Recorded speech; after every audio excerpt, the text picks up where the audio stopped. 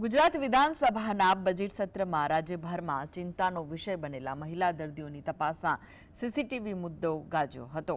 વિધાનસભાના વિપક્ષના નેતા અમિત ચાવડાએ રાજકોટની પાયલ મેટર્નિટી હોસ્પિટલના સીસીટીવી હેકિંગ પર સવાલ કર્યો। તેમણે મહિલા માટેની હોસ્પિટલમાં કેમેરા રાખવા કે નહીં તે માટે કોઈ એસઓપી છે કે નહીં તેવો સવાલ કર્યો, તેમજ ગંભીરતાથી કાર્યવાહી કરવામાં આવે છે કે નહીં તેવો પણ સવાલ કરાયો। હોસ્પિટલના સીસીટીવી હેકિંગના સવાલ પર આરોગ્ય પ્રધાને ગૃહમાં જવાબ આપતા કહ્યું કે મહિલા હોસ્પિટલમાં કેમેરા રાખવા કે નહીં તે માટેનો કોઈ ગાઈડલાઈન નથી।